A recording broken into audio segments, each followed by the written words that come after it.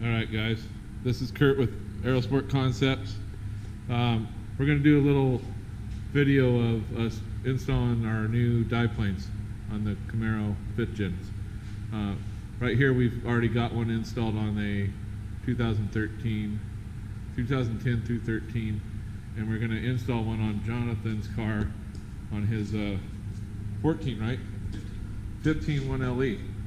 So we're going to install his kit today and show you guys exactly how to do this. You're going to get in your package both right and left canards dive planes, and they're going to be pre-assembled with our bracket on there. And when you go to install these, you're going to kind of hold that up to the car with it pre-assembled so you can mark the location of it. To do all this work, you're going to need a couple drill bits. We're going to supply the one for the nutsert because it's a special size, and you're also going to need a 3/16 for the pilot hole when you go to drill the holes into the bumper. We're going to supply the caulking. You're going to have a caulking gun, some masking tape, and ideally you would want a nutsert tool, but we're going to supply a little nut tool, but it takes a long time to do it that way. These are about 15 bucks at Harbor Freight, so a good tool to have. A tape and a pencil you're also going to need. So let's go ahead and show you exactly how to do this on Jonathan's car. Okay, so we've already pre-masked the corner of the bumper.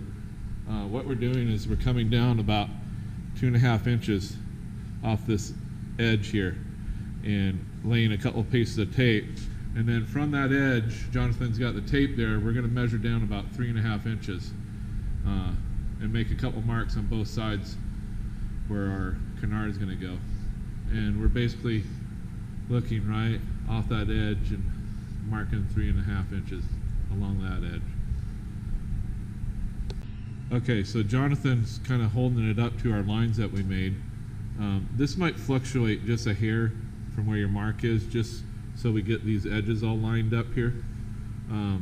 There's a little square notch here on the body line, and the canard itself is kind of where it needs to line up. And then from the bottom side, where the bracket's already attached, we're going to mark along the bottom edge really tight up against that. And that's going to be where our bracket's positioned and where we're going to drill the holes in the next step.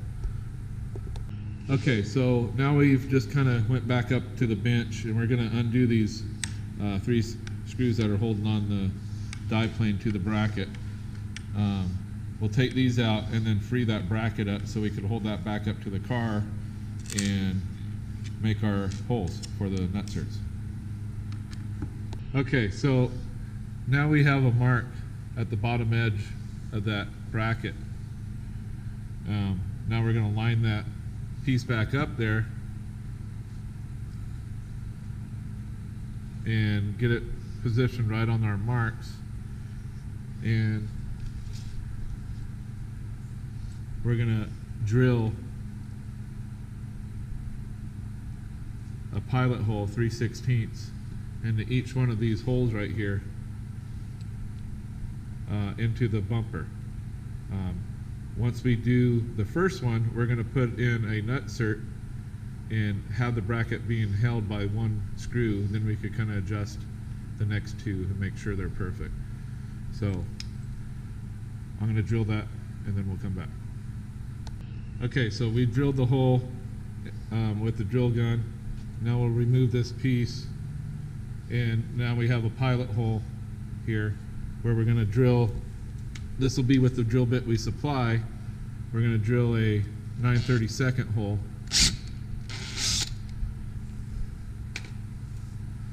Now that'll be the hole for the nutsert. What I typically do is free that tape around the nutsert because it doesn't get jammed inside there. And then we're going to insert the nutsert tool with the nutsert on it, and then compress that. You got that compressed all the way? Yeah. Okay, now unscrew this top screw Yeah, that way. Just let go of the handle a little bit. There you go. Unscrew it.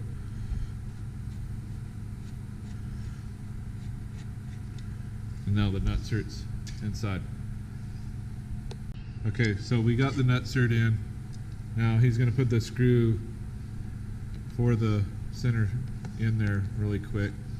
And we're just going to barely snug this up a little bit. What we're going to do this for is to help hold the piece. Now we'll realign it on our edges with our pencil, and then we'll drill these next two holes here and take this back out and put the nutserts in. Okay, so now we got all three nutserts in here, and basically just reattach it using the center one first. Leave them kind of loose at first, get them all in, because it does have a little teeny bit of play just for this reason. You want a little bit of play to get it on. Get them all started, and then snug them down together, but don't over tighten them because they're just nutserts. You don't really need to go full tilt on the torquing of them.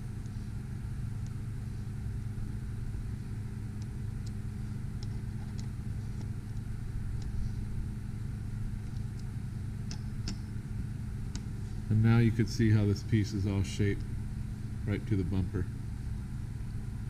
These are all formed resin plastic we custom do here in the shop. So next step, we're going to attach the die-plane canard back onto the bracket. Okay, so we're going to reattach it with the supplied screws there. There's just a little wiggle room on these too in case you need to make a small adjustment. You can push down on it. Get the angle of the angle of the bracket like that. There you go. Yep. So when you're screwing that in, you can see Jonathan had a little trouble. You just want to make sure you're square to the die plane when you're screwing that in, because it's square to the threads. So leave that loose and then add the other two in, so you can get them all in, and then make your final adjustment. And we'll go to the next step. So now we got both sides on. You can see how tight it's fitting. But what we're going to do in the final step, and this is a step that takes overnight, is we're going to caulk along this edge all the way up, and then on the back edge here, and that's what's going to support this from flapping around. And what we're going to do that is we're going to put a piece of tape in there like this, and then we're going to tape. Jonathan, hold this camera. We're going to take this piece, pull the tape kind of tight, get it pinched down where this piece ends up being about 3/8 of an inch right here. You want about 3/8 of an inch off the tip. And I just rub the tape down and to extrally hold that where it doesn't move as I cross tape it. Now that'll hold that while we caulk along this edge and let it dry overnight. Once it dries overnight, this thing's like bulletproof.